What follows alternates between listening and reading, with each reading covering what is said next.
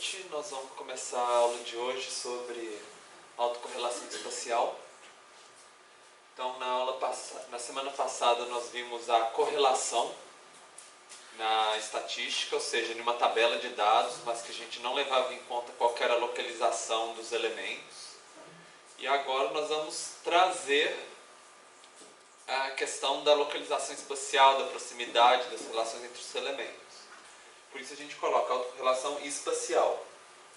E quando a gente fala que autocorrelação, também esse auto não está aqui por acaso. Ele é auto porque é a variável consigo mesma. Na semana passada, quando a gente viu correlação, a gente viu que era de uma variável com a outra, né? Duas variáveis. Agora, a gente vai ver uma variável com ela mesma, ou seja, ela com seus vizinhos. Como que ela se distribui no espaço, seria mais ou menos essa a ideia. Então, ao longo do curso que a gente viu até agora, na segunda aula do curso, quando a gente teve aquela primeira prática com o QGIS, a gente comentou um pouco sobre essa questão da importância do espaço para trabalhar com dados para o planejamento territorial. E a gente viu alguns exemplos e a gente viu essa questão de como que representa dados no espaço, né, por matrizes e vetores. E depois nós aprofundamos nessa primeira parte do curso na parte de estatística. Nós vimos a média como modelo, desvio padrão, variância, distribuições normais, né? Ou se a distribuição é normal ou não. Fizemos análises exploratórias com alguns gráficos. E aí, na última aula, a gente viu correlação entre variáveis. Agora, a gente vai ir além, porque a gente vai começar a trabalhar com o espaço. E aí, quando a gente fala que dados espaciais são especiais, é porque existe toda uma série de técnicas estatísticas que vocês podem utilizar quando a gente tem o atributo da localização dos nossos dados. Então, a gente está trabalhando com municípios, bacias hidrográficas, setores censitários. Se a gente tem a localização, a gente consegue utilizar várias outras técnicas que trazem muito mais informação para a gente.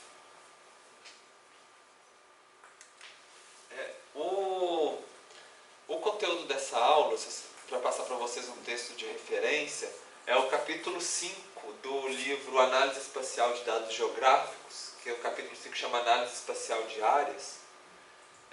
Então, se vocês quiserem depois procurar, aprofundar o assunto ou tiver alguma dúvida, é o material de referência que vocês podem procurar e está lá no site do TIDIA também, na parte de bibliografia, tá? Então, mais ou menos o conteúdo que a gente vai ver está lá também, como um segundo lugar que vocês podem ir tirar a dúvida e aprender um pouco mais. E é disponível gratuito na internet também esse livro, né? Bom, e nós vamos começar com alguns princípios relacionados aos dados espaciais, pensando como que eles influenciam a estatística. Então, o primeiro princípio que a gente vai ver é essa questão da escala, da agregação e do detalhamento. Que isso influencia bastante as relações que a gente vai encontrar nos dados. Então, tem um problema que a gente chama de unidade de área modificada, que é a questão assim, de conforme a gente agrupa os nossos dados ou delimita as unidades espaciais, os dados podem se mostrar de maneira diferente para a gente. Então, queria que vocês olhassem aqui, é como se a gente tivesse dois mapas do mesmo lugar, com duas variáveis diferentes. Pensa que isso aqui é um mapa raster, né, que tem os quadradinhos, né? Então, por exemplo, nesse pixel aqui, uma variável tem o valor 87 e no mesmo lugar, a outra variável tem o valor 72. A gente coloca aqui uma variável independente, pensando assim, numa hipótese que a variação dessa variável aqui vai influenciar o resultado dessa outra variável do lado de cá, né? E aí a gente pode fazer um diagrama de dispersão, que vocês já aprenderam, né, na aula passada. Só que ele funciona assim, se aqui é 87 e aqui é 72, cada pontinho desse vai ser um pixel do nosso raster. Então, por exemplo, se aqui é 87, aí é 87, e aqui 72, porque é o valor aqui. Então, esse raster aqui vai ser um eixo, e o valor aqui vai ser um outro eixo, né? Olhando o resultado do nosso diagrama de dispersão, o Que padrão que vocês encontram?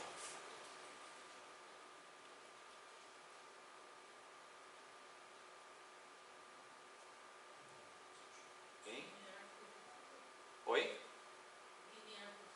Linear positiva, né? Pode colocar uma linha de tendência, né? Quando um aumenta, outro aumenta. Se diminui, os dois ficam baixos, né? E a gente tem um coeficiente de determinação, que é o R quadrado. Vocês lembram o que é o coeficiente de determinação, o R quadrado? A gente viu na aula passada.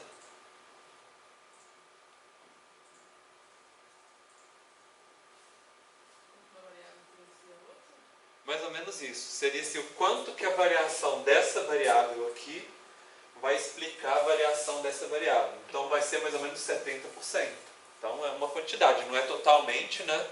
Porque a gente vê que tem um espalhamento ao longo da reta, mas explica bastante. Agora, vamos pensar que a gente resolveu agregar os nossos dados.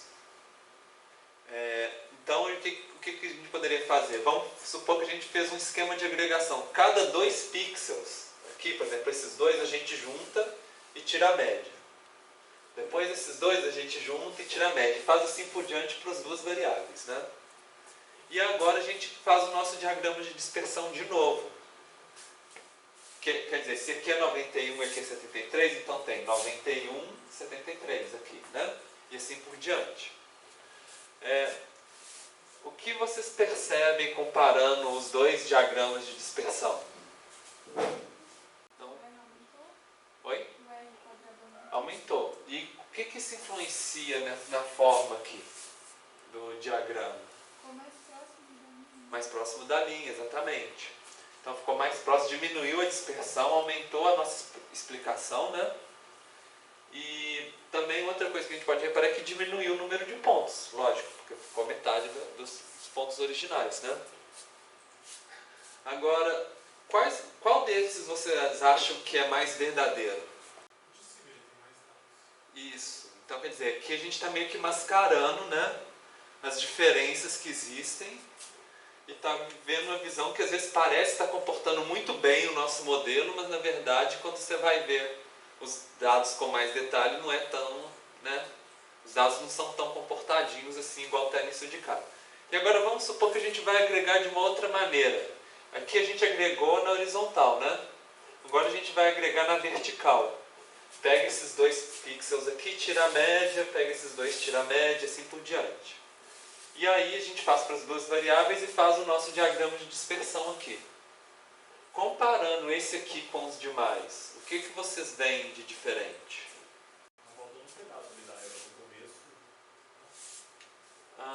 Talvez porque, na verdade, não tem valores tão baixos, né, igual tem no outro, por exemplo. Né? Mais alguma outra coisa que vocês reparam, comparando os diagramas de dispersão? Oi? A relação parece maior. Relação como, assim? Como? O R quadrado aumentou. O R quadrado aumentou, quer dizer, parece estar mais próximo da reta, né? Mais alguma coisa que vocês reparam? Não ficou com os intervalos tão espaçados como os de cima que tem. Está mais agregado aqui embaixo e alguns pontos perdidos lá em cima. Isso. Então, Mais compacto, mais homogêneo, exatamente. Mais alguma coisa?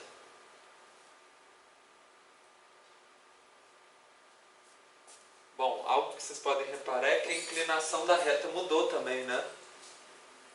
Então, parece que quando aumenta esse, aumenta mais ainda a de cá, né? Tem uma relação de proporção maior. E agora? Por exemplo, se vocês fossem ter que escolher entre esses dois esquemas de agregação, qual que vocês acham que seria melhor escolher?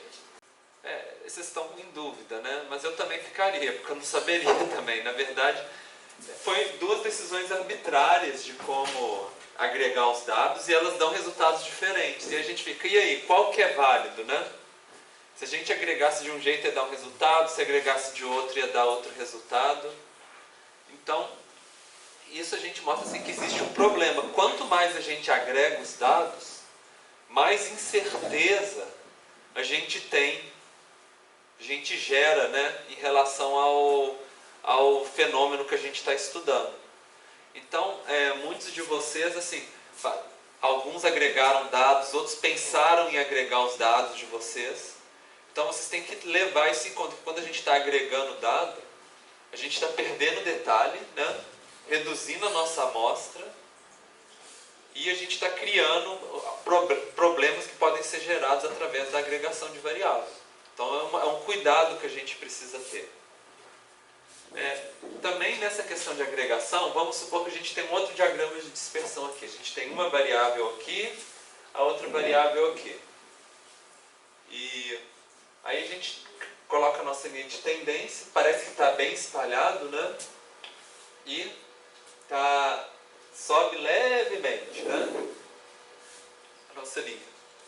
Isso é quando a gente pega os nossos dados inteiros. Agora vamos supor que a gente fosse dividir e agrupar esses dados aqui, por exemplo, por estado, por município. E na hora que a gente agrupasse, colocasse uma cor para cada um, daria esse padrão aqui. Estão vendo? Por exemplo, esse é um grupo, né? E na hora que a gente traça a linha de tendência de cada grupo, foi na direção oposta da tendência do grupo geral. Então vocês veem que às vezes quando a gente faz um agrupamento dos dados, ou por exemplo, se a gente não soubesse a questão dos grupos, né, poderia ser um resultado completamente diferente. Então a gente tem que tomar um pouco de cuidado, né, com as nossas análises. Outro princípio também que é interessante a gente pensar é que muitas vezes os dados eles variam em função de uma variável espacial, por exemplo, uma função de distância, por exemplo, ou de latitude, longitude, né? E aí, essa questão, se a gente colocar essa variável do espaço, da localização, a gente consegue entender melhor os fenômenos. E às vezes não é só uma variável, tem várias variáveis que seguem, né, o mesmo padrão no espaço também. Então, por exemplo, a gente pode pensar num exemplo de valor da Terra em relação à proximidade a estações do metrô ou de trem, né? E aí quando anuncia que vai construir uma nova estação de trem ou de metrô, dá aquela valorização no preço da Terra na proximidade, porque todo mundo quer ter maior acesso à acessibilidade, mobilidade, né? Então a gente pode pensar que existe talvez uma correlação, pensando no que a gente pensa, o conceito que a gente viu na aula passada, entre a distância, uma correlação inversa, né? Quanto menor a distância da estação do metrô, maior vai ser o preço da Terra, por exemplo. Lógico que tem outros fatores, né? Mas é um dos fatores que podem estar envolvidos. E aí essa questão desses efeitos de proximidade, né? Eles são muito importantes. Quando um elemento está próximo a outro, que influência ele faz no outro? Será que tem uma relação causal baseada no nosso entendimento, né, dos processos sociais, dos processos físicos? É isso que a gente pode pensar. E aí, para dar alguns exemplos para vocês, por exemplo, aqui, um exemplo super simples, né? Latitude no globo e a temperatura média, né? Então, perto do Equador, a temperatura é maior. Então, se a gente for perceber, gradualmente no espaço tem uma mudança bem gradual, né, pouco a pouco, de uma variável que é a temperatura. Eu falei da temperatura porque é o mais óbvio, né, que a gente já está acostumado a pensar. Mas pode ter outros dados que também seguem padrões com as latitudes, por exemplo. Aqui eu coloquei assim, no mesmo eixo de latitude, a gente tem uma linha que é a renda per capita dos países, média, né? E a quantidade de população, que está um amarelo clarinho aqui. Então vocês veem que é quase que o inverso, né? Perto do Equador, a renda per capita é baixa. Nas áreas temperadas, a renda é maior. E tem um acúmulo de população pouco no hemisfério norte, né? Nas áreas tropicais, principalmente a China e a Índia, né? Que estão por aqui. Então, lógico que não é por causa da temperatura que isso acontece, né? Que as pessoas são pobres ou porque tem mais gente. Na verdade tem toda uma história de desenvolvimento, colonização, né, de ocupação, mas que também ela é espacial, né? Ela se move no espaço, ela segue processos de proximidade e que vão causar esses padrões que mudam gradualmente no espaço. Esse aqui é um outro gráfico, também de padrões espaciais, né? Eles são interessantes, mostrando assim, no hemisfério norte, conforme muda a latitude até chegar no Equador, o que acontece com o mês onde tem mais nascimentos. Então a gente vê que vai mudando, conforme vai mudando a latitude, o mês em que nascem mais bebês, né, vai mudando também. E assim a gente tem Europa, os dados por estado nos Estados Unidos, a Ásia, o Caribe e a América Latina, né, na parte do hemisfério norte. E aí a gente vê que existe um padrão. Por quê? As formas como as pessoas interagem com as estações, com questões culturais, né, acabam levando a isso. Mas é lógico, isso aqui são dados de média. Lógico que tem uma variabilidade. Não é que nesses países, num país todo mundo nasce sempre no mesmo mês. É lógico que não, né? Mas esse tipo de dado, ele é interessante, por exemplo, para orientar políticas de vacinação infantil, investimento em hospitais, né? Para cuidados de pré-natal, cuidados de parto. Então são dados que são interessantes para pensar no espaço também. E eu mostrei umas escalas mais globais, a gente pode pensar em pequenas escalas. Por exemplo, aqui é na Ilha do Governador, no Rio de Janeiro, como que do norte até o sul, né, muda a renda. Então, no norte a renda é mais alta, de repente a renda cai, depois sobe um pouquinho. E eu coloquei esse exemplo dessa ilha, mas vocês podem pensar, tem várias cidades que o pessoal fala, zona norte, zona sul, zona oeste, zona leste, né? Que o pessoal, que a gente já tem mais ou menos uma ideia, assim, uma zona é pobre, outra zona é rica. Provavelmente vocês devem conhecer vários exemplos de cidades que têm esse tipo de mudança em relação à latitude ou longitude, né? Das questões sociais.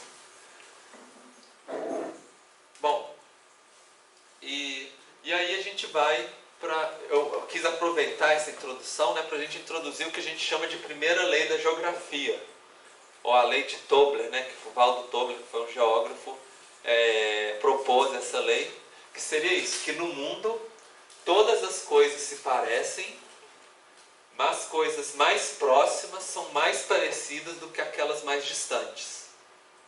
Então essa é uma ideia que é meio que a base da estatística espacial, e que essa proposta aqui é mais ou menos o que a gente vai chamar de autocorrelação espacial, que é o tema da nossa aula. Que no caso a autocorrelação espacial positiva. Por quê? Quando dois itens estão próximos, eles tendem a ser mais semelhantes do que se você pegar um item e pegar um outro bem distante, por exemplo. Por quê? Porque os processos que influenciam esses elementos no espaço, eles agem de maneira semelhante quando eles estão próximos, né? Os processos eles mudam no espaço e aí eles vão afetar de maneira diferente objetos que estão longe uns dos outros. E quando eu falei para vocês da autocorrelação espacial, que seria essa da proximidade, né, no espaço, tem uma outra área da estatística que trabalha com a autocorrelação temporal, que é um pouco essa ideia de que eventos que ocorrem próximos uns aos outros, eles tendem a ser mais semelhantes do que eventos que estão muito distantes no tempo. No fundo só muda a dimensão, né? Proximidade no espaço e proximidade no tempo. O foco da nossa aula é a autocorrelação espacial. Mas muito do que a gente vai aprender hoje é basicamente o mesmo raciocínio, as mesmas técnicas, inclusive, de quem trabalha com autocorrelação temporal. A autocorrelação temporal é muito utilizada, por exemplo, na economia, para trabalhar com séries de dados temporais, por exemplo, dados econômicos mudando ao longo do tempo, ou na climatologia, né, como que a chuva, a temperatura muda ao longo das estações, dos dias. Então, é muito semelhante, as técnicas são muito parecidas. Mas hoje a gente vai trabalhar com essa de cá. Bom, A ideia de autocorrelação é pensar na questão de similaridade. Então, é similaridade na localização dos objetos, quais que estão próximos, quais que estão separados, e dos atributos, né? Pensando se os que estão próximos têm atributos semelhantes, ou se não, né? Em que medida os objetos que estão juntos são semelhantes uns aos outros.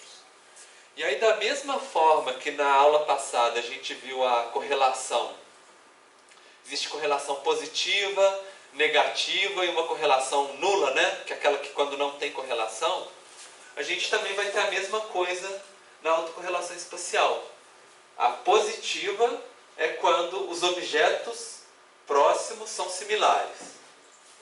A negativa, que é o oposto da lei de Tobler, é um caso assim que quando os objetos são próximos, eles tendem a ser diferentes. Por exemplo, eles tendem a ter costuma ser diferente do que está próximo, e às vezes um que está longe pode ser mais semelhante do que o que está próximo.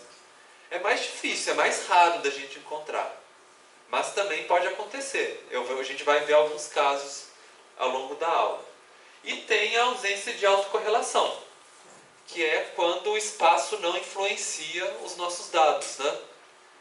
Então, por exemplo, se eu falar aqui na sala que a proximidade entre vocês influencia a idade de vocês, será que influencia? Talvez não, né? Não tem todo mundo que está do lado de cá é mais novo, do lado de cá é mais velho, provavelmente não. Então, nem sempre o espaço vai influenciar as nossas variáveis.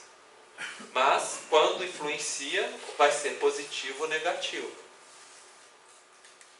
Bom, e a autocorrelação espacial, então, ela pensa na similaridade do atributo, e agora sim, nós estamos pensando de um de cada vez, não é igual na aula passada, que era duas variáveis, não, é uma variável com ela mesma, né? Quer dizer, a mesma variável num elemento, com a mesma variável, só que em outros elementos próximos, né? Por exemplo.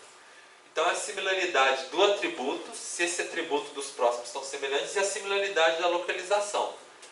A similaridade do atributo é um pouco que a gente já viu com a correlação que a gente trabalha. Opa, ixi. Acabou a bateria. Vou pegar outra aqui.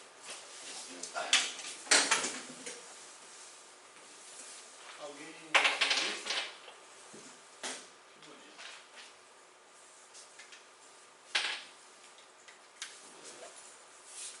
Bom, e a gente vai ter a correlação, que vai ser muito essa questão do desvio em relação à média. A gente sempre trabalha com desvio em relação à média dos dados, né? E a similaridade na localização, a gente vai trabalhar com a matriz de vizinhança, ou que também chama matriz de pesos, que é uma matriz que ela vai falar assim, quem que é vizinho de quem, ou quem que é mais próximo ou mais distante de quem, no caso dos pesos. Eu vou mostrar com mais detalhe cada um desses, né? Só estou explicando assim, como que a gente vai trabalhar em cada etapa. E a gente vai integrar a questão do desvio em relação à média com a questão da vizinhança entre os dados.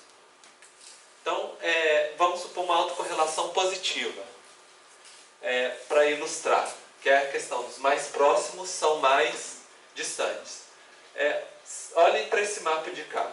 É o mapa de inclusão e exclusão social de São Paulo. Então, é um índice, né, no caso, que é calculado, e nessa área mais interna tem maior inclusão social e maior exclusão na direção das bordas. Então, vocês conseguem perceber como que está mudando gradualmente o valor? E como que se a gente pegar, por exemplo, dois bairros próximos um ao outro aqui, eles tendem a ser mais semelhantes entre si, a classe, do que se a gente pegar um aqui e outro aqui do lado de cá, né? Então é aí que está a autocorrelação positiva. Os mais próximos tendem a ser mais similares do que os mais distantes.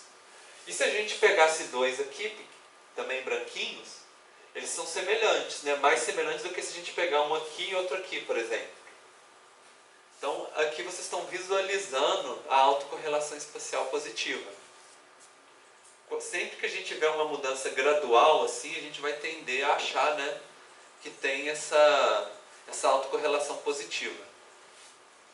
Então, fazer um exercíciozinho com vocês. A gente tem 2 mapas. E em qual deles que vocês acham que tem maior autocorrelação espacial? O B, que é o de baixo, né? Por quê?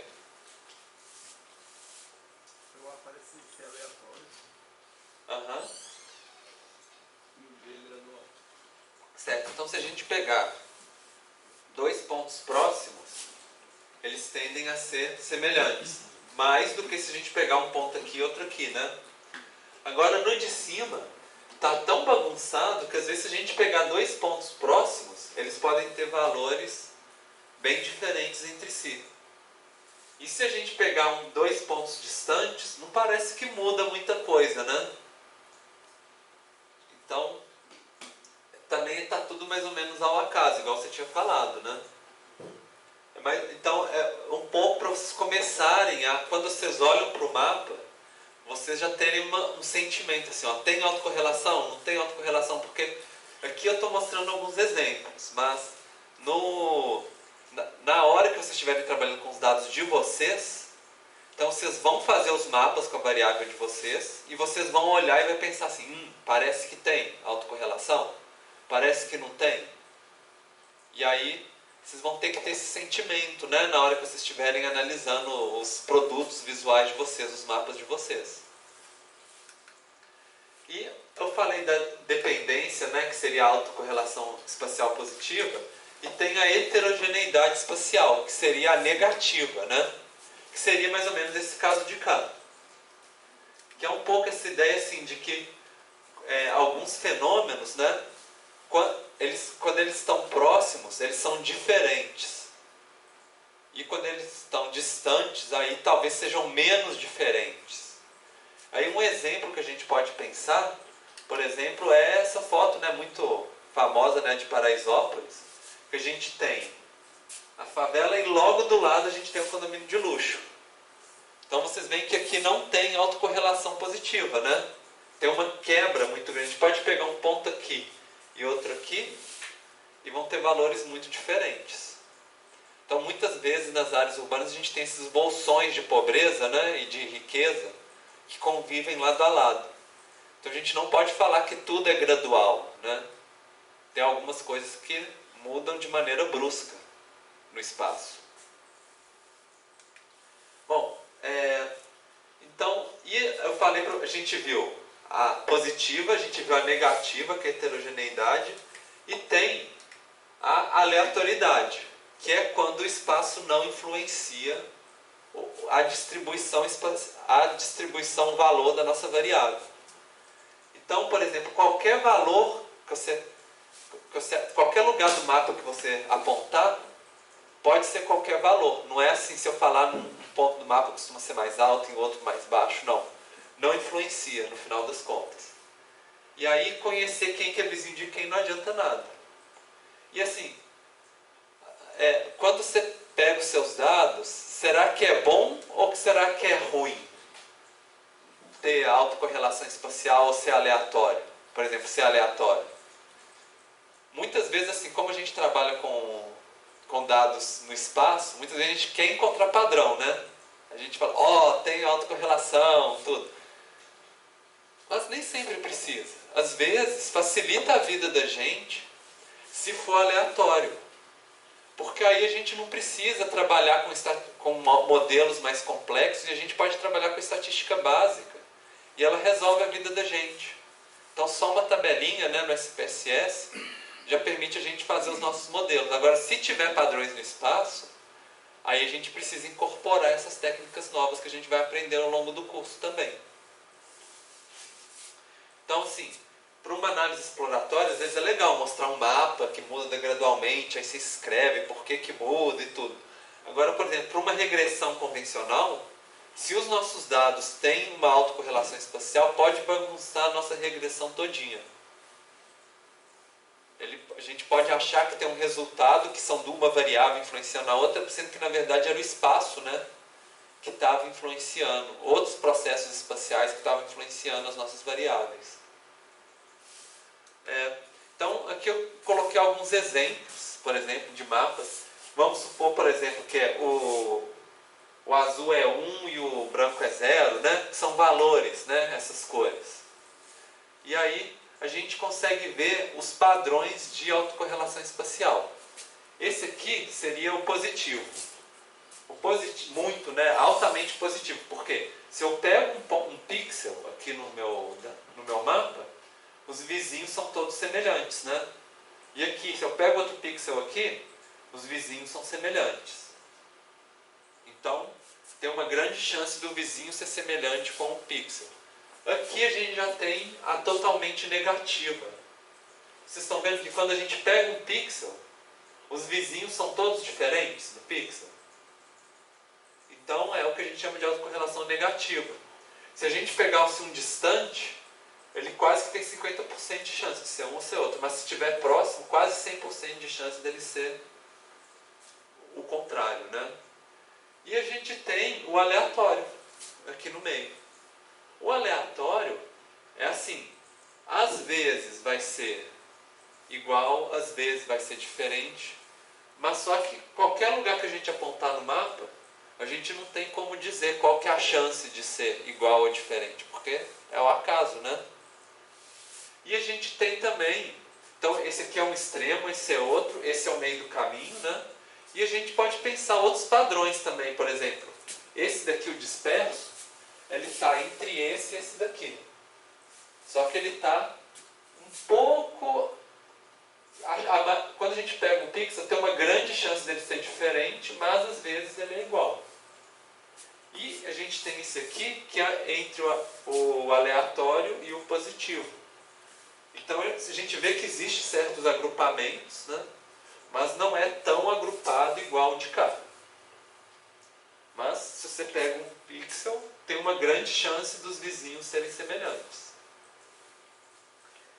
Então, essa figura também é para vocês treinarem a sensibilidade, o olhar de vocês, para quando vocês verem um padrão no mapa, vocês conseguirem pensar, está mais para aleatório, está mais para negativo, está mais para positivo ou disperso.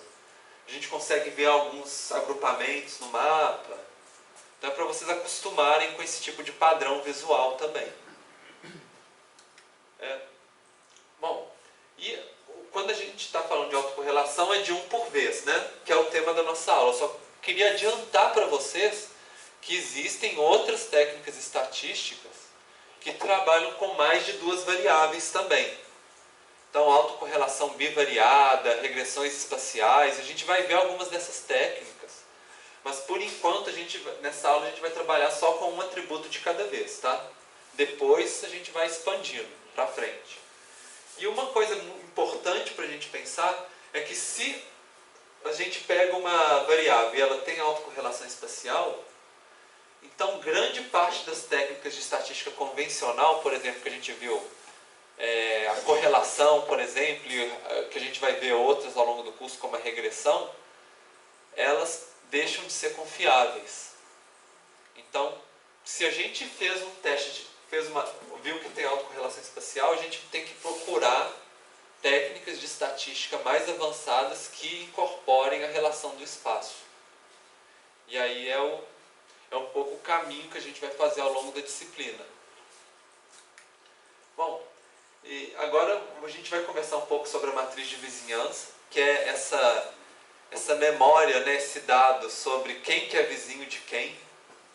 E uma coisa que a gente precisa definir é o que a gente chama de critério de vizinhança. Como a gente define quem que é vizinho de quem que é próximo de quem? O mais comum é o que a gente chama de contiguidade. Contiguidade é quando a gente fala é vizinho aquele que divide cerca, né? Ou que divide o limite. Por exemplo, um município é limítrofe com outro. Então a gente chama de contiguidade. E podem existir outros, por exemplo, relacionados à distância, o número de vizinhos mais próximos que a gente vai ver. Mas, em geral, a gente usa uma notação que é esse W e J, que é para falar se um par de elementos no mapa, se eles são vizinhos ou não. Então, I e J é porque assim, I é um elemento e J é outro elemento. Pode ser qualquer elemento, par de elementos que a gente pegar. E o W, por exemplo, da maneira mais simples, seria assim, ele é 1 quando é vizinho e 0 se esse par não é vizinho um do outro. Se os dois elementos são vizinhos, aí aqui fica 1. Se os dois elementos não são vizinhos, fica 0. A gente poderia fazer assim, um outro esquema de pesos, por exemplo, o W ser a distância entre o elemento I e o J. Poderia ser também, se a gente quisesse ver questão de distância. Mas vamos começar com a proximidade, né, com a vizinhança. Então, esse aqui é um exemplo de matriz de vizinhança. Vocês estão vendo assim, a gente tem o elemento 1 e ele tem 3 vizinhos, o 2, o 3 e o 4. Né? Então, na matriz a gente tem todos os elementos aqui e todos os elementos aqui, do 1 até o 8, que é o 1 até o 8 que tem aqui no mapa. Então, o elemento com ele mesmo é sempre 0, porque ele não é vizinho dele mesmo. Então, aqui nessa nossa diagonal é tudo 0. Mas, por exemplo, o 1 com o 2, eles são vizinhos, né? 1 com o 2. Então, a gente coloca o valor 1. Já o 5, por exemplo, se a gente olhar, o 5 não é vizinho do 1. Então, a gente coloca o valor 0. E assim a gente vai desenhando a nossa matriz. E é interessante vocês notarem que essa diagonal, essa metade de cá da diagonal, ela é o reflexo da metade de cá. Por quê? Se o 1 é vizinho do 2, o 2 também é vizinho do 1. Se o 1 é vizinho do 3, o 3 é vizinho do 1, né? Então, uma é o reflexo da outra. E aí a gente chama de matriz de pesos ou matriz de vizinhos, né? Lógico que esse aqui é o modelo mais simples. Existe, por exemplo, não sei se vocês já viram, às vezes, aqueles guias rodoviários, né? Que a gente tem os municípios e aí tem aqui as distâncias entre os municípios. É um tipo de matriz também. Mas essa é simplesmente para falar se é vizinho ou não. E tem essa matriz que a gente coloca sempre 1 ou 0. E tem uma outra matriz que a gente chama de normalizada. Ela segue a mesma lógica da outra. A única diferença, e aqui está aqui os nossos elementos do mapa, né, é que ele faz com que a soma dos elementos que são vizinhos numa linha seja igual a 1. Então, se o nosso elemento A aqui tem 2 vizinhos, então cada vizinho vai ter 0,5. Porque quando a gente somar, ele vai dar o valor 1. Já o B, ele tem 4 vizinhos. Então, cada um dos vizinhos vai receber 0,25. Para que na hora que somar dá 1. Esse tipo de matriz normalizada, ele é interessante quando a gente vai calcular, por exemplo, a média dos valores dos vizinhos. Por quê? Se o nosso vizinho aqui é 10 e 15, por exemplo, a gente multiplica esse por 0,5, esse por 0,5 e soma eles. E aí a gente tem a média dos vizinhos. Se fosse o B, a gente ia multiplicar cada um desses valores por 0,25 e somar eles. Lógico que a gente não precisa fazer isso na mão, né? Os programas de computador já fazem essa transformação desse para esse, conforme a gente precisar. Mas é importante vocês saberem, né, que existe esse tipo de transformação, dependendo do que vai ser calculado. Bom, e entre os critérios de vizinhança, também é importante a gente ver que existem opções. E aí eu vou apresentar para vocês duas muito comuns,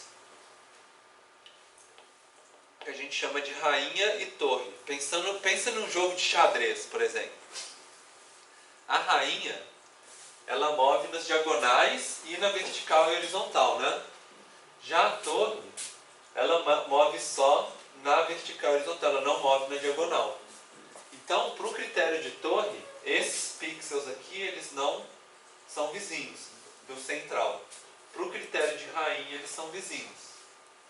E aí a gente vai ter que escolher, né, qual desses dois métodos de vizinhança. No caso, eu mostrei aqui em pixel, que seria raster, mas a gente poderia aplicar a mesma coisa para polígonos. Então, por exemplo, aqui a gente tem o critério de torre e o critério de rainha. A única diferença do de torre para o de rainha é que no de rainha, olha só, tem um lugar que encontra só a quininha aqui, né? E aí ele coloca como vizinho. Normalmente, quando a gente trabalha com polígonos mais irregulares, vai ter muito pouca diferença entre usar a torre e rainha. Porque não é tão frequente, né, achar esses polígonos que encosta só um pontinho. Mas às vezes acontece. Então, também tem que escolher entre torre e rainha. Além de escolher o método, tem um outro critério que a gente chama de ordem de vizinhança. Que aqui eu estou mostrando tanto para o modelo de torre quanto de rainha. Que é um pouco essa ideia. A gente tem uma observação aqui, um pixel. Tem os vizinhos de primeira ordem, que são os de primeira aqui. E tem o vizinho do vizinho, né? Que aí são os de segunda ordem. E a gente poderia colocar a terceira ordem de novo e assim por diante. Que ficaria aumentando a nossa cruzinha, ou se fosse de rainha, ia aumentar o nosso quadrado, né? Fazer cada vez mais uma nova fileira no quadrado. Então, um tipo de análise também a gente conseguir pensar assim, como que é a relação desse com o vizinho? E com o vizinho do vizinho? E com o vizinho do vizinho do vizinho? Será que muda? Está mudando a nossa autocorrelação espacial quando a gente aumenta a ordem de vizinhança? Ou se a gente agrupar tudo, né?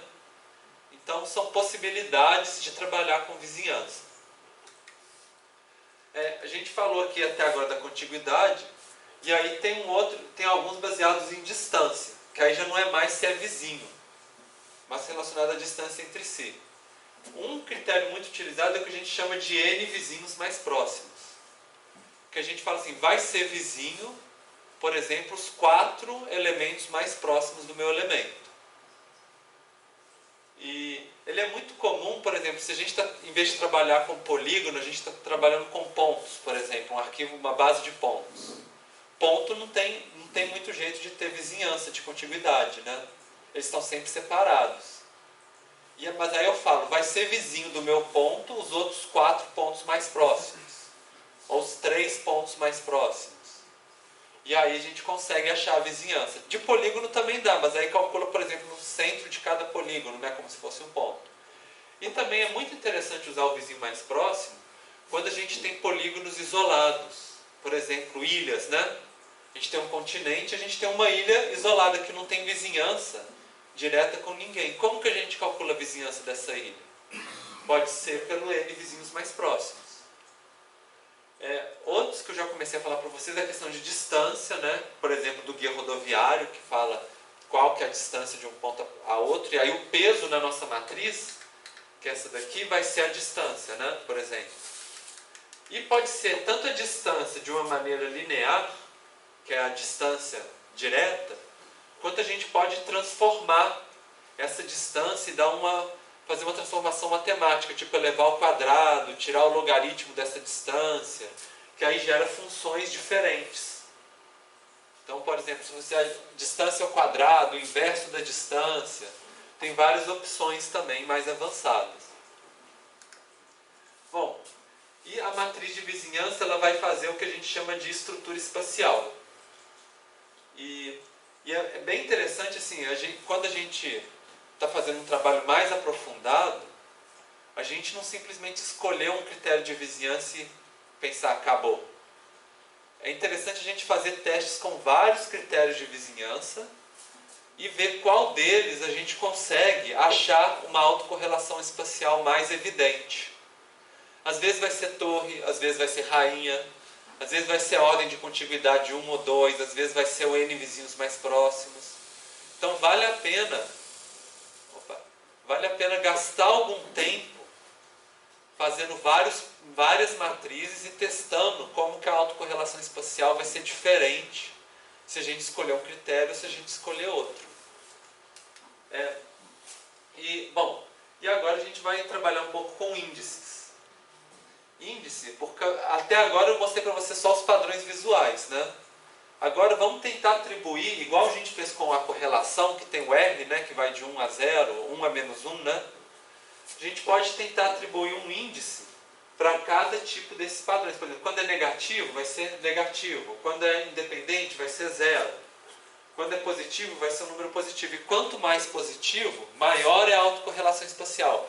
Quanto mais negativo, mais negativa é a autocorrelação espacial, né? Então, seria mais ou menos essa que é a ideia. E a gente usa dois tipos de índices diferentes. A gente tem os índices globais de associação espacial, que é quando que seria mais ou menos essa ideia de cá, a gente pega o nosso mapa inteiro, a nossa base toda e acha um índice só. Igual a gente fazia para correlação espacial, não, para correlação normal, né? Que a gente fez na aula passada. Era um valor, o R, né? Para a nossa base de dados inteira. E aí o mais comum é o índice de Moore, embora existam outros, como o índice de Gary e outros, mas só que o de Moore é o mais utilizado e é o que a gente vai utilizar no nosso curso. E tem os índices locais de associação espacial, que a gente chama às vezes de LISA, que eles são muito parecidos com o índice, a forma de calcular. Na verdade, ele é uma decomposição do índice geral, só que a gente consegue calcular um valor para cada elemento do nosso mapa. Falando assim, esse elemento tal, ele é semelhante ou ele é diferente dos vizinhos? E esse outro elemento, ele é semelhante ou é diferente? E assim a gente vai colorindo o nosso mapa, né? E a gente pode detectar, por exemplo, padrões espaciais diferentes ao longo do mapa. Por exemplo, uma região que é mais agrupada, outra que é mais dispersa. Ou então, por exemplo, um outlier, um valor atípico, né? Onde todo mundo tem um certo valor e um elemento tem um valor diferente dos outros, por exemplo. Então, essa é um pouco a diferença. Esses dois casos. E a gente vai utilizar o índice local de Moore, que é o local desse que é o global, né? O índice global de Moore. A gente vai usar os dois e vai comparar. Então, para vocês pensarem, agora sim, voltamos, né, para o mesmo quadrante aqui, mas agora vamos pensar nas relações de vizinhança, que agora que vocês já viram as matrizes de vizinhança, né? A gente pensar. Vamos supor que esse aqui é o nosso aleatório. Eu sei que está pequenininho, mas a ideia é o seguinte. Esse primeiro número aqui é o MBW, Blue e White, né? Azul e branco. Então, o número de pares em que um é branco e o outro é azul, por exemplo, um é branco e o outro é azul, né? Esse caso aqui, tem 56 pares que tem azul com branco, ou seja, que eles são diferentes uns dos outros. E tem 30 casos que são de azul com azul e 26 casos de branco com branco, que aí seria o positivo, né? Então, quanto mais tiver de diferentes, por exemplo, B com W, né, relações entre diferentes, mais negativo vai ser a nossa autocorrelação. E quanto mais de iguais, seja de azul com azul ou de branco com branco, mais positivo vai ser a nossa autocorrelação espacial. E se a gente somar, ó, 56 é 1, 30 mais 26 dá 56 também, né? Então é por isso que essa daqui deu 0, a nossa autocorrelação espacial. Porque os pares diferentes é o mesmo tanto dos nossos pares iguais, de vizinhança. Por isso que ele deu 0. Esse aqui, olha só o negativo. Todos só deu azul com branco, não deu nenhum azul com azul nem branco com branco, deu 112. Por isso que ele é completamente negativo. Se a gente for ver o outro oposto, esse de cá, ele só teve 8 que são diferentes, que são esses aqui do meio, né? E a maioria deu igual, né? Azul com azul e branco com branco. E a gente pode ver, por exemplo, o meio do caminho, né? Que aí começa a ter alguns mais diferentes, mas nem tanto igual esse aqui. Ou então esse aqui que começa a ter alguns iguais, comparando com esse, né, de cá, mas não tem tantos.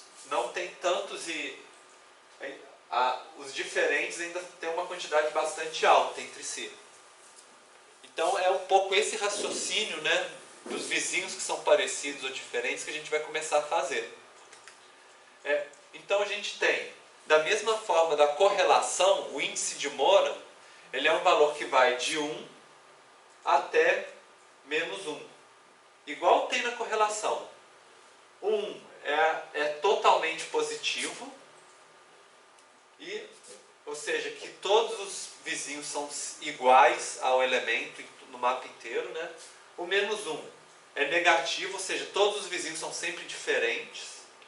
E o 0 é o aleatório, né? Que às vezes é positivo, às vezes é negativo, mas o somatório geral é que não dá nem positivo nem negativo, que era mais ou menos esse caso de cá que a gente viu aqui. Então, eu coloquei aqui qual que é o índice de Moran de cada um dos casos. Então vocês veem que esse aqui deu 0, né? Esse aqui deu menos 1, porque só tem pares diferentes. Esse é o método de torre, né? No caso, não é o de rainha. E a gente vê que o de cá é negativo, mas não é tão negativo igual o de cá, né? Aqui a gente vai caminhando para ficar mais positivo, a gente tem os agrupamentos. E esse aqui deu 0,857. Por que ele não é 1? Hein, gente? Porque o azul e o branco estão encostando. Exatamente. E para ele ser 1, como é que ele deveria ser? Completo o quê? De uma cor só. De uma cor só, exatamente. Então se fosse todos seus da mesma cor, aí realmente todo vizinho ia ser igual ao outro, né? Mas não é o caso nessa figura aqui. Bom, e essa é a fórmula para calcular o índice de Moran.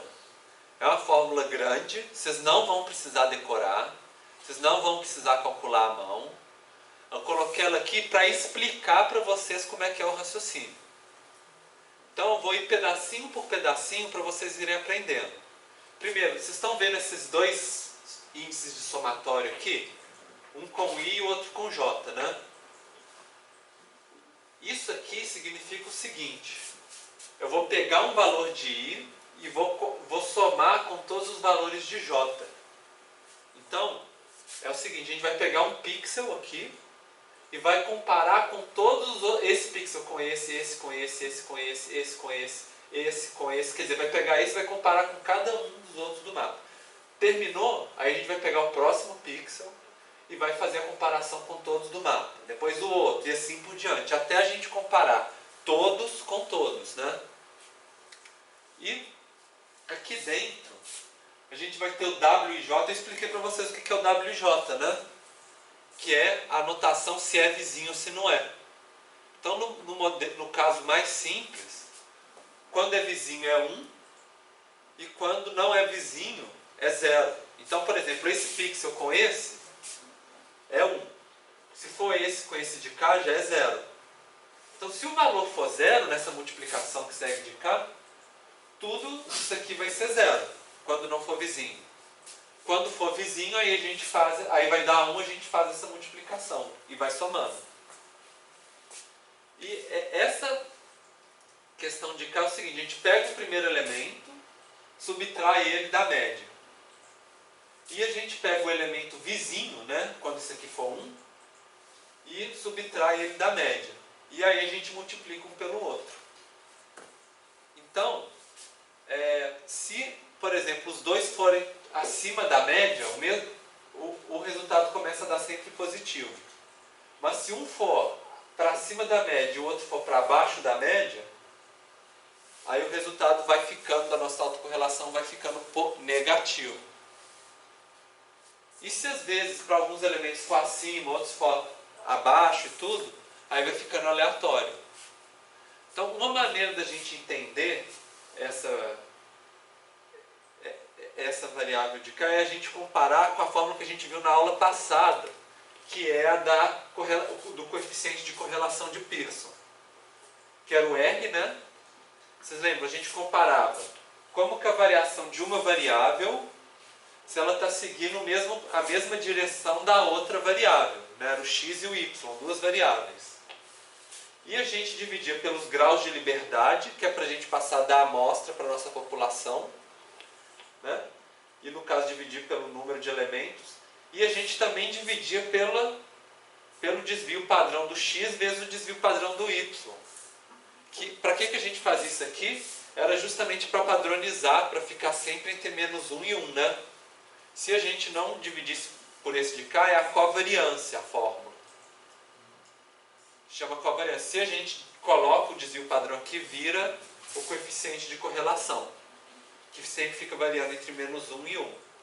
Então a gente pode comparar esse de cá com o de cá, para vocês entenderem como que essa fórmula funciona. Primeiro, em vez da gente ver a relação de uma variável com ela mesma, no índice de Moore a gente vê a relação de uma variável com a mesma variável, só que no elemento vizinho. Então a gente vê a mesma variável, só que o elemento em relação aos seus vizinhos. Essa que é a diferença de uma para a outra, né? Essa parte aqui do grau de liberdade, essa parte aqui de cá, que é o desvio padrão, e aqui seria a covariância, né? No caso, a variância, é justamente para a gente padronizar e o resultado ficar sempre entre -1 e 1. Se a gente não tivesse isso aqui, cada vez que a gente calculasse, você dá um valor, 1000, -300. Quando a gente divide aqui, a gente padroniza, né? Vocês lembram a ideia de padronizar? Quando a gente divide pelo desvio padrão, a gente consegue comparar diferentes dados, né? Porque a gente fica dentro de um valor de referência. E esse de cá é igual ao grau de liberdade de cá, que seria a ideia da gente passar da nossa amostra para nossa população, que seria mais ou menos dividir pela quantidade de elementos que a gente tem aqui, né? E aqui é dividir pela quantidade de elementos dividido pela quantidade de vizinhos. Porque tem essa ideia de que, na verdade, quanto mais vizinhos, né, mais a gente vai ter somas aqui. Então, no final, a gente divide pela quantidade de vizinhança, para a gente ter um valor que seria mais ou menos para cada elemento. Seria mais ou menos essa que é a ideia. Bom, então essa é a fórmula do índice de Moore, né? E aí eu queria mostrar um exemplo aplicado para vocês, para ilustrar um pouco, né, ficar mais concreto. Então a gente tem aqui 1, 2, 3, 4, 5 municípios, e a gente faz uma matriz de vizinhança, que vocês já viram o que é, né? Então a gente coloca os mesmos 5 municípios aqui em cima, ele com ele mesmo dá sempre 0, né? Não é vizinho. E assim, quando esse é vizinho, fica 1. Água Santa não é vizinho de Cacimba, então fica 0. E aí a gente vai preenchendo a nossa matriz. Além da matriz, a gente tem uma variável aqui para cada município, né, que é o dessa linha, que é a taxa de mortalidade infantil. Que a gente quer ver se tem autocorrelação espacial, né, essa taxa. Se a gente só tivesse isso e não tivesse relação de proximidade, a gente já pode calcular a média e a variância. Média dos nossos dados, como a tabelinha normal, né? Os dois a gente consegue. Agora, e se a gente quiser calcular o índice de Moore, né? Que seria essa fórmula que eu coloquei aqui para ajudar, né? No caso, assim, essa fórmula aqui é o que a gente chama de variância do y, no caso. A fórmula é igualzinha. Então a gente começa a fazer par por par de município, que é essa ideia, né, do somatório, né, que eu tinha explicado para vocês. Então vê, Água Santa com Bebedouro, eles são vizinhos? Dá valor 1. Se Água Santa com Cacimba, não é vizinho, dá valor 0. Se a gente se der o valor 0, quando a gente coloca na fórmula aqui, o final, o resultado vai dar 0, né? Se o resultado dá 1, a gente tem a taxa, o valor em I, que é Água Santa, e o valor em IJ, né? YJ, que é em Bebedouro. Para esse, a gente faz o cálculo, que seria esse aqui menos a média, vezes esse aqui menos a média, né? Porque essa ideia, um menos a média vezes o outro menos a média. E aí a gente vai calculando e dá o valor do lado de cá, para cada relação de município com município. Viram que vários vai dar 0. Alguns vai dar positivo e teve um que deu negativo, né? Porque um está acima da média e o outro está abaixo da média. Depois disso a gente vai somar esses valores todos, que dá esse valor aqui, e a gente multiplica por 2, porque lembra que eu falei para vocês que um lado da matriz é o reflexo do outro. Então, se a gente calculou para essa metade da matriz, a gente multiplica por 2 para pegar o resultado da outra metade. E aí a gente coloca aqui. E aí a gente substitui na fórmula, porque a variância, esse daqui a gente já calculou. E a quantidade de pesos totais é só a gente somar aqui também, que deu 5. A quantidade de relações de vizinhança. A gente substitui aqui e aí deu o valor final de 0,267. Ou seja, deu uma autocorrelação positiva, né? Não muito positiva, né? Está mais próximo do 0 do que está do 1. Mas deu positiva. Então esse é um exemplo para vocês verem, né, como que a gente pode aplicar. Bom, e aí, esse aqui é o índice global de Moura e a gente pode fazer um teste de hipótese. Da mesma forma que a gente fez o teste de hipótese na aula passada, vocês lembram, para saber se a nossa correlação ela é só uma coincidência, que se a gente pegasse uma outra amostra, por exemplo, podia dar outro valor. Se a gente fizesse uma outra amostra de elementos no espaço, será que também daria autocorrelacionado? Porque a gente está trabalhando com inferência estatística, né? Sempre uma amostra para a gente saber da nossa população inteira. Então, a gente faz um teste de hipótese. Vocês lembram que eu expliquei para vocês como que a gente faz teste de hipótese na semana passada?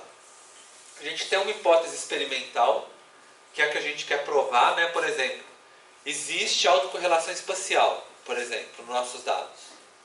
E aí, qual que seria a nossa hipótese nula, então? Hein? Se a nossa hipótese experimental é que existe autocorrelação espacial. Não existe, é sempre o contrário, né? E aí a gente tenta testar, rejeitar a nossa hipótese nula.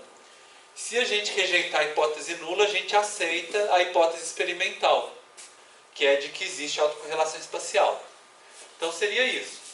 Se a hipótese nula é aquela da aleatoriedade, ou seja, a hipótese nula nossa é que o nosso índice de Moura vai dar 0, que seria totalmente aleatório.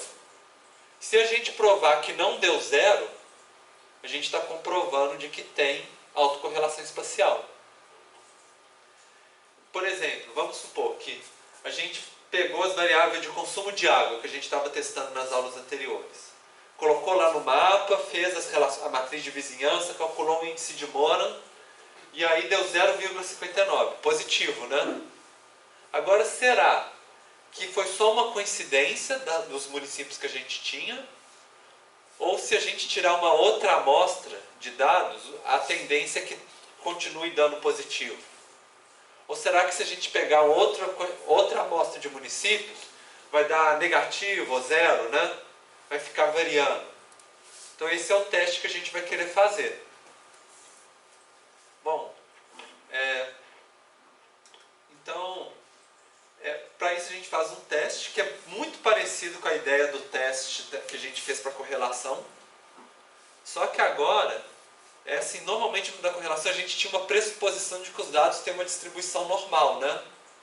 Porque a gente precisa disso. Eu lembro para mostrar para vocês, a gente tinha a distribuição normal, né? A gente calculava uma estatística T, vocês lembram? A estatística, se ela ficasse maior do que o nosso limite crítico, por exemplo, 2,5 para cá e 2,5 para cá, né? Se ela conseguisse passar, a gente falava que a gente tinha mais de 95% de certeza, né? Ou menos de 5% de chance de erro, por exemplo. Então, a gente conseguia passar no teste, né? Rejeitar a hipótese nula e aceitar a hipótese experimental. Mas no caso do índice de Moura, muitas vezes os dados não seguem uma distribuição normal. E aí como é que a gente faz? A gente tem que criar o nosso modelo de distribuição. Para criar ele, a gente usa um teste que a gente chama de pseudo-significância, que é a gente inventar construir a nossa distribuição. Ela funciona mais ou menos assim. Supõe que a gente tem os dados do nosso, por exemplo, dos municípios com água, né? A gente tem ele, a gente sabe a localização de cada um. Mas vamos fingir que a gente quer embaralhar os nossos dados, igual um baralho de carta. A gente pega todos os dados que a gente tem e redistribui aleatoriamente entre os municípios de novo. Aleatório.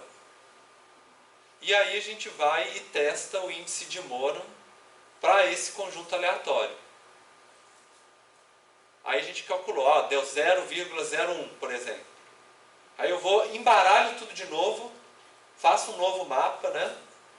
Calculo a matriz de vizinhança desse embaralhado de novo e calculo o índice de Moran de novo.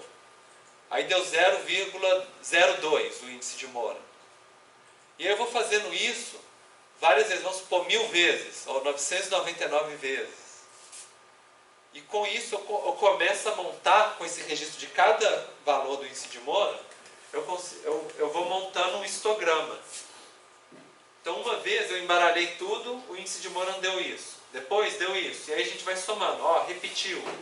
A gente vai construindo o nosso histograma.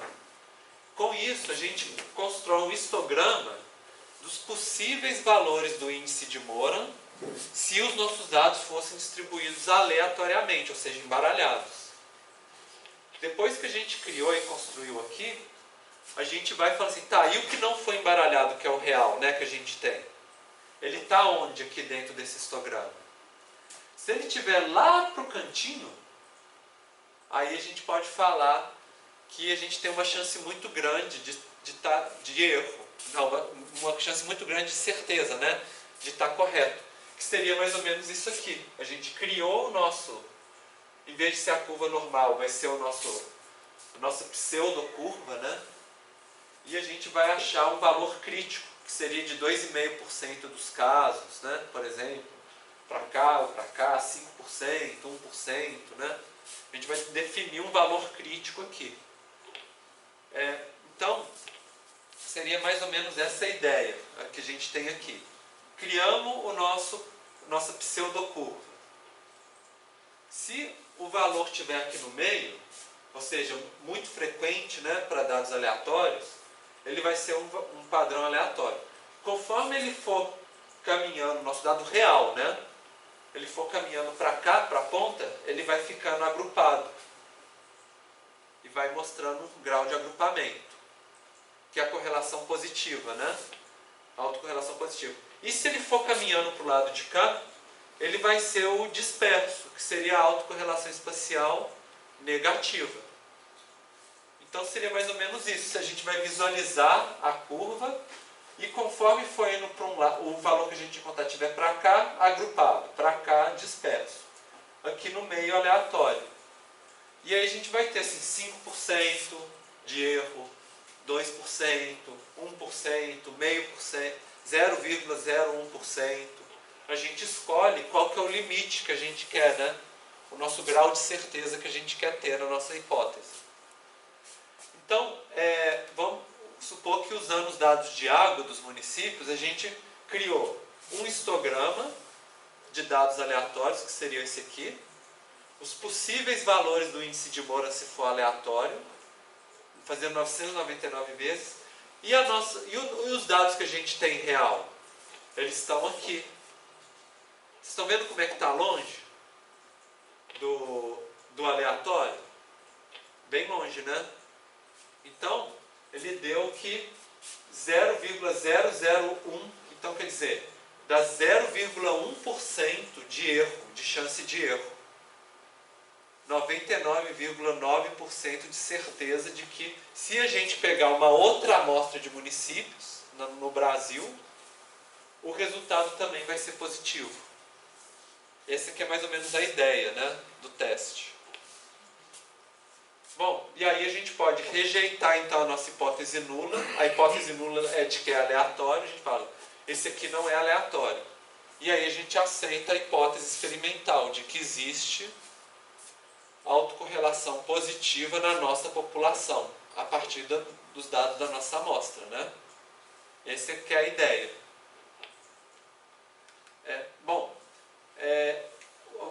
Agora sim, a gente vai caminhar do padrão geral para a gente analisar cada elemento no nosso mapa, para a gente caminhar para os índices locais. Para fazer isso, tem um diagrama de espalhamento que chama de diagrama de espalhamento de Moore, ou também vocês vão ver em alguns outros lugares chamam de diagrama de dispersão de Moore, né? Diagrama de dispersão vocês já aprenderam na aula passada, é aquele que a gente tem dois eixos, cada uma variável. Inclusive vocês tinham o exercício para vocês fazerem, era vocês para a aula de hoje, né? Antes da aula, era vocês fazerem um diagrama de dispersão com os dados de vocês dos trabalhos, né? O diagrama de espalhamento de Moore, ele é muito parecido com isso. Só que a gente vai estar trabalhando, pensando a variável, o valor do atributo na variável de um eixo, e no outro eixo, o valor da média dos vizinhos. Só que não é simplesmente o valor bruto. Ele é um valor padronizado, o score Z. Para vocês relembrarem, né, o que é o valor padronizado, a gente pega cada elemento, que é o score Z, subtrai da média geral e divide pelo desvio padrão. Então, quer dizer, quando a gente diminui todos da média, a média dos nossos scores Z é sempre 0. E a gente divide por S para que ele fique sempre em... A unidade de medida passa a ser desvios padrões, né? Deixa de ser a unidade de medida original. Aí a gente consegue comparar eles entre si. Então, esse aqui seria um exemplo de diagrama de espalhamento de Moore. Que a gente tem. Aqui tem o valor de cada elemento padronizado, ou seja, a média é 0, né? Os valores aqui estão em unidade de desvio padrão. E a gente tem nesse eixo de cá a média dos vizinhos. A gente coloca WZ, vocês lembram da matriz normalizada, né, que eu falei para vocês, quando a gente quer calcular a média dos vizinhos? Aí a gente usa essa notação WZ. Então, olhando para esse diagrama, o que a gente vê? Nesse ponto aqui, esse ponto está nesse valor e os vizinhos estão nesse valor de cá. E aí, a gente normalmente divide em quadrantes, né? Do 0 para cá, que seria a média para cá, média para cá, média para cá, média para cá, né? E a gente cada quadrante ele tem uma característica diferente. Por exemplo, o Q1, que é esse de cá, seria o elemento tem um valor alto e os vizinhos têm um valor alto também. Já o Q2 é o contrário, né? O elemento tem um valor baixo e os vizinhos têm um valor baixo também. O Q3 e o Q4 já é uma questão de oposto. É um valor alto para o Z, para o valor da variável, mas os vizinhos têm valor baixo. E no de cá, o elemento tem valor baixo, mas os vizinhos têm valor alto. Então essa é mais ou menos uma ideia que a gente consegue perceber, né? Quais que são, tanto o Q1 quanto o Q2, é o elemento ser semelhante ao vizinho. Seja todos muito altos, todos muito baixos, né?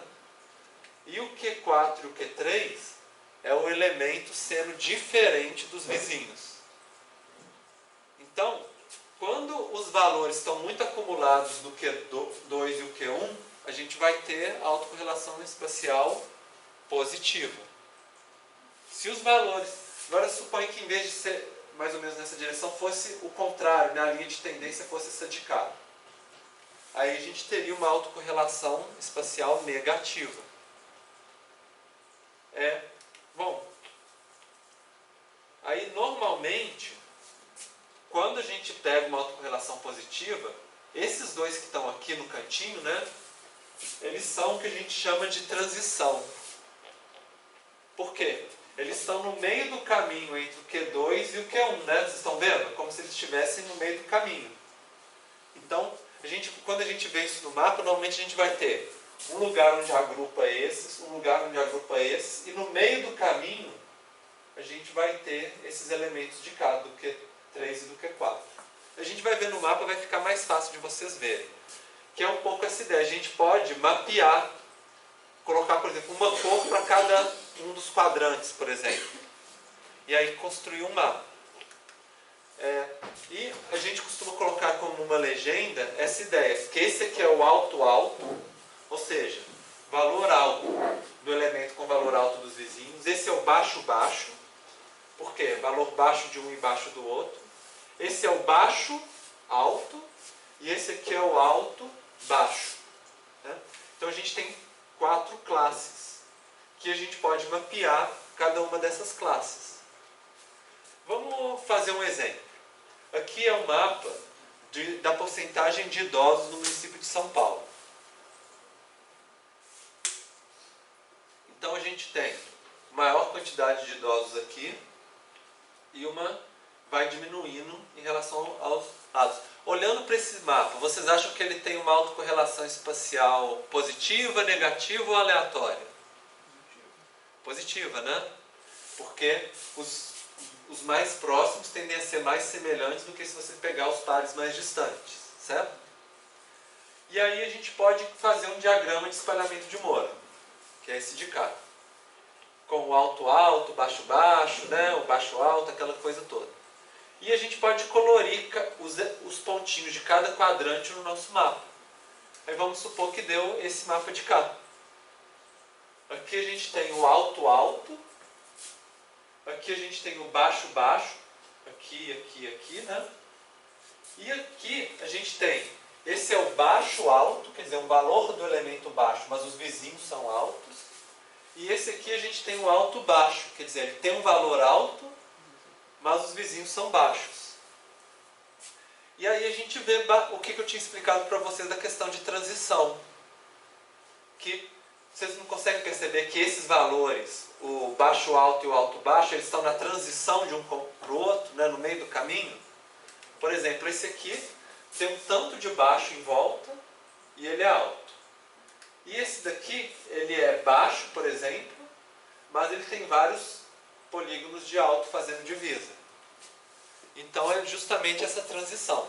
Também não tem aqui nesse mapa, mas poderia ter também valores atípicos também. Por exemplo, vamos supor que aqui tivesse um elemento só que ele é alto e todo rodeado de baixos, né? Aí ele ia aparecer com uma corzinha de azul escuro aqui. E aí a gente podia identificar, né, como se fosse um elemento estranho da vizinhança, né? Por exemplo. A gente não tem aqui nesse mapa, mas é possível. Tanto casos de transição, quanto casos de valores atípicos em relação à vizinhança. Bom, e partindo disso, né, esse é o caminho para a gente chegar nos indicadores locais de associação espacial.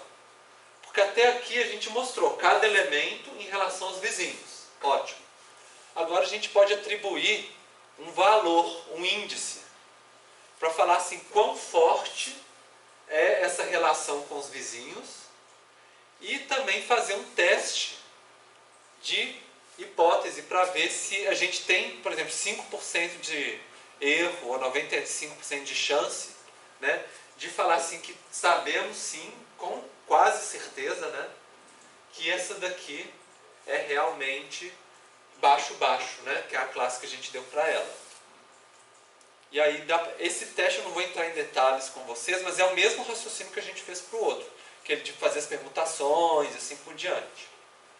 E é um pouco essa que é a ideia. E aí esses indicadores, ele ajuda a gente a achar tanto cluster, que quando a gente faz um mapa, que ele chama Lisa Maps, né, no caso, que primeiro a gente acha quais que são significativos ou não, e a gente colore eles com base, a gente esquece os que não são significativos, ou seja, a gente não colore os que a gente não tem certeza, e colore no mapa só aqueles que a gente tem certeza. Com isso, a gente forma os clusters, que são os agrupamentos, com valores que a gente tem certeza que eles são semelhantes aos vizinhos, e a gente tem os outliers, né, que são esses que a gente tem certeza que eles são diferentes dos vizinhos.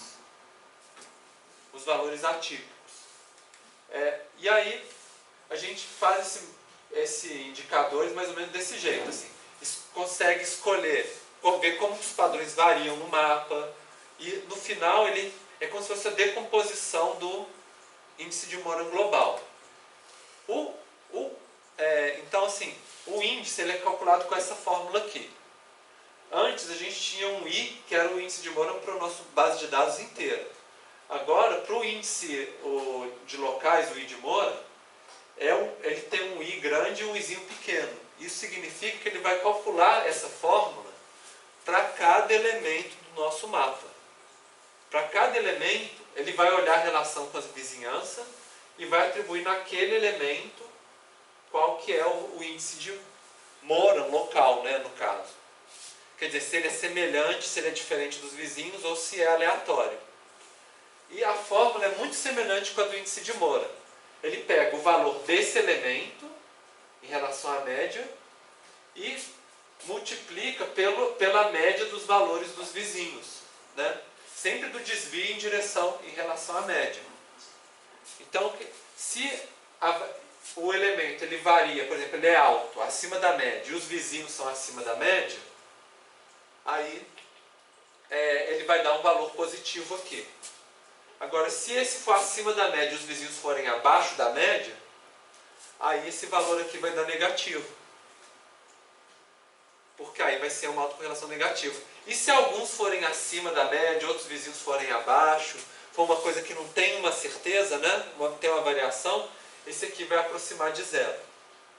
E essa parte aqui de baixo é só para padronizar a nossa variável, para ele também ficar sempre entre 1 e menos 1.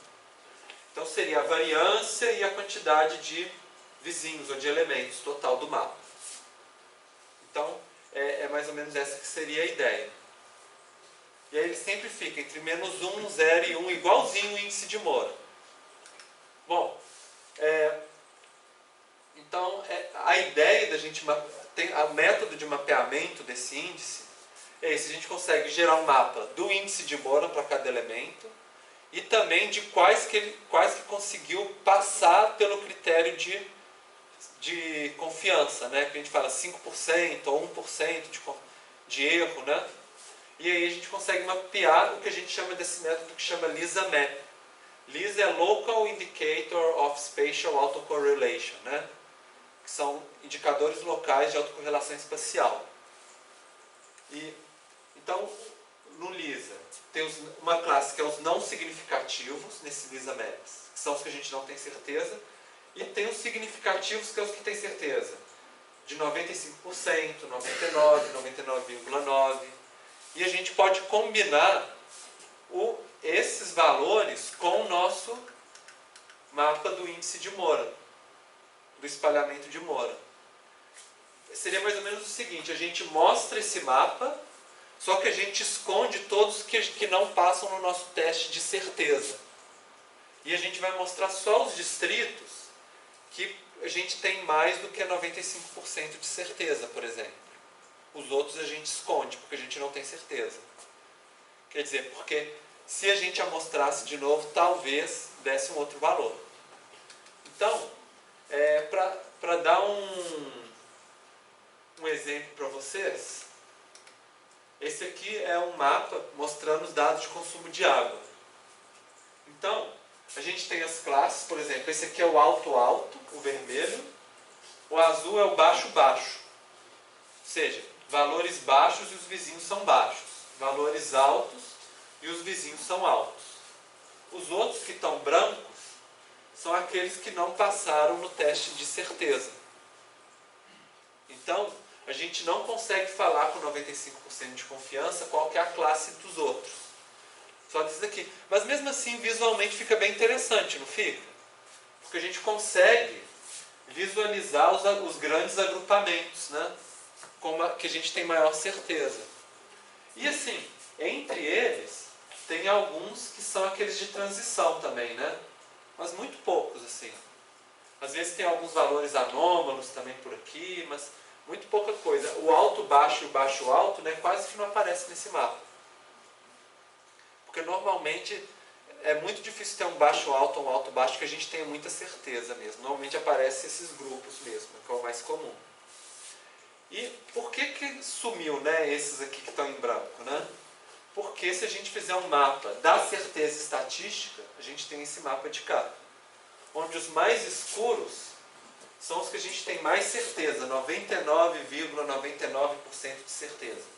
Conforme vai ficando mais clarinho, né, um verde mais clarinho, aí é porque a gente tem até 95% de certeza. E os que estão com valor, que estão cinza, significa que a gente não tem a gente tem menos do que 95% de certeza. E vocês estão vendo que tem uns que estão cinza escuro? Aqui no mapa?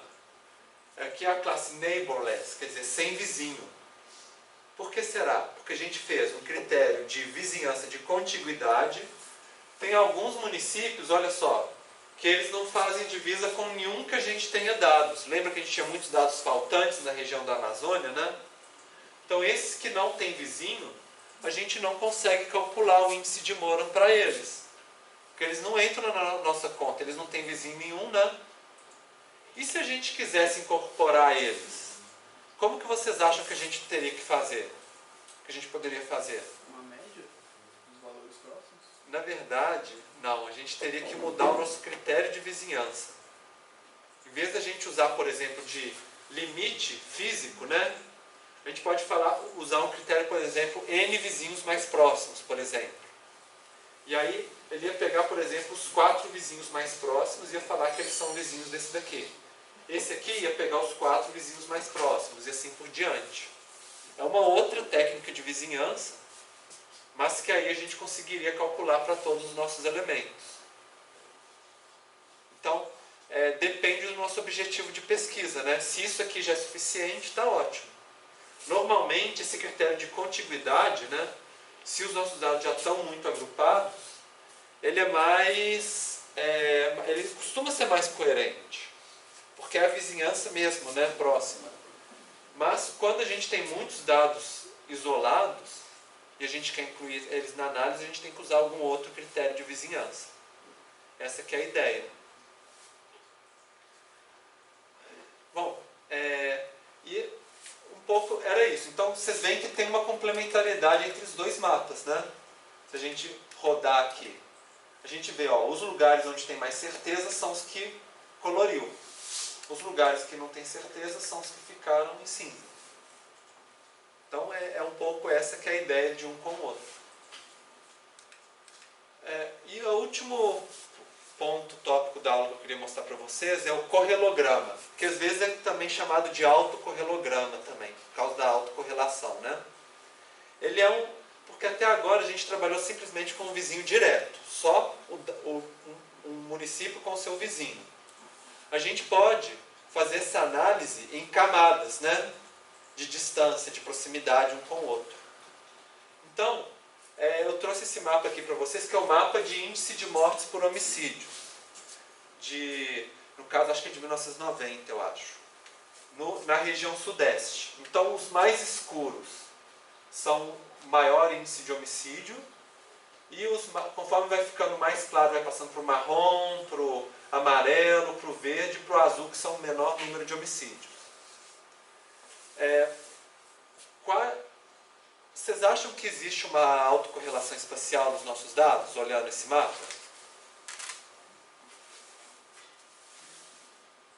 Tem ou não tem? Forte correlação? Tem? Como? Por que vocês acham que tem? Quem falou que tem? Isso, tem uma concentração no litoral, né? E aí, conforme vai saindo, não tem tantos casos tão gritantes, né? A gente poderia pensar, e se a gente fosse analisar estado por estado, por exemplo? Vocês acham que analisando, por exemplo, só o Rio de Janeiro, como se a gente fizesse um mapa só do Rio de Janeiro, ele teria autocorrelação espacial dentro dele? Com os vizinhos? Com os municípios vizinhos dentro do Rio de Janeiro. Sim? Passando talvez do litoral, do Rio de Janeiro para o interior do continente, né? Por exemplo. E se a gente pegasse só Minas Gerais? Vocês acham que teria autocorrelação espacial?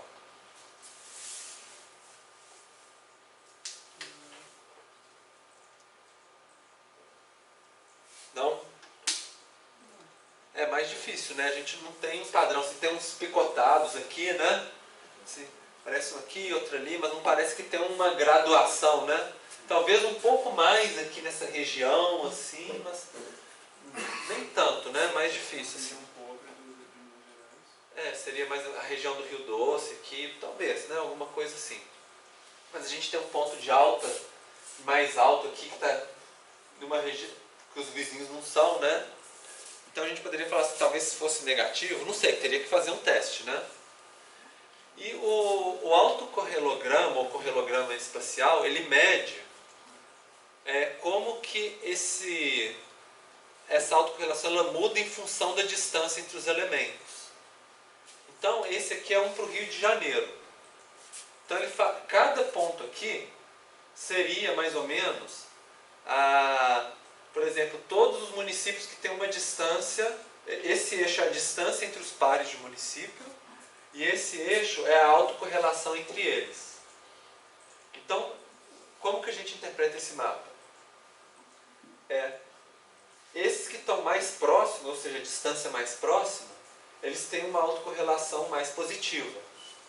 Eles são mais semelhantes. Conforme a gente vai distanciando um município do outro, vai diminuindo a autocorrelação, até chegar no zero aqui, né? Que seria o espaço não está influindo. Mas olha só, se a gente passa de 200 quilômetros, ela vira negativa. Falando assim, que se um município está, por exemplo, a 400 quilômetros do outro, provavelmente um deles é valor alto, acima da média, e o outro é baixo, abaixo da média. Que seria, por exemplo, se a gente pegasse esse município de cá e comparasse com o de cá, né? Por exemplo. Então um vai estar acima e o outro abaixo da média. Seria uma autocorrelação espacial negativa, né? E aí a gente vê como que vai mudando. E se a gente pegar Minas Gerais? Oi? Isso já explica por que Minas tem tanta autocorrelação em Minas-Vênus? Bom, aí o próximo eu ia mostrar o de Minas. Pra gente ver. Esse aqui é o autocorrelograma de Minas Gerais. E aí a gente compara um com o outro, né? Quer dizer, os valores de autocorrelação em relação à proximidade são muito menores, mas ainda são um pouco positivos. 0,2, 0,1, enquanto aqui estava 0,5, né? 0,6. E conforme vai distanciando, ele vai tendendo a zero, ele não fica negativo. Então passou de uma certa distância, tipo 300 quilômetros, aí vira aleatório. Então, quer dizer, passou de uma distância mais ou menos daqui assim, né, por exemplo, pegou uma distância maior assim, aí não influencia mais o espaço, né, fica praticamente aleatório. Às vezes, se pegar uns que estão muito próximos, ainda tem um pouquinho de chance de ser semelhante, mas nem tanto assim, muito menos que o Rio de Janeiro. Então, o correlograma ele é interessante para a gente fazer essas relações mais amplas, né? Que não é simplesmente de um município com seu vizinho exato, né? Mas é pensar no território de uma maneira maior. Como que a autocorrelação muda ao longo das distâncias. É uma interpretação interessante para se fazer também. Bom, era isso que eu queria passar de conteúdo para vocês. A ideia dessa nossa semana é que essa primeira aula ia ser teórica e a aula da quinta-feira a gente vai aplicar usando o Geoda, né, que é um programa gratuito, para a gente utilizar isso que a gente aprendeu na aula de cá. Aí a gente vai fazer na prática, né, e vocês vão manipular os dados e depois para a semana que vem vocês aplicariam para os dados de vocês, né, como atividade. E a gente também tem uma atividade que eu vou passar para vocês também para terça-feira. De aplicar nos dados de vocês já vai começar a ser em grupo. Muitas atividades agora em diante, vocês já vão fazer em grupo em vez de individual. Mas essa aqui é individual, que é vocês lerem o capítulo é parte do capítulo 5 de regressão, não é ele inteiro, para preparar para a semana que vem, que a gente vai começar o conteúdo de regressão, né? Então, páginas 156 e 84 e fazer um resuminho de uma página. Então, já abri no TD essa atividade e na quinta-feira a gente vai abrir para a atividade prática de autocorrelação espacial para vocês fazerem. Então, para vocês irem se programando, né, o que vocês precisam fazer de atividade para a semana que vem, para vocês programarem o tempo de vocês. Bom, em relação ao conteúdo da aula, vocês têm alguma dúvida, alguma coisa que vocês queriam perguntar? Não? Em relação ao prosseguimento da disciplina, tá tudo tranquilo? Tá. A gente ainda tem um tempo, né? Então eu vou terminar a aula e aí quem tiver alguma dúvida, quiser conversar em relação aos trabalhos de vocês, eu também estou à disposição para conversar um pouquinho, tá bom? Antes de começar a próxima aula do próximo horário.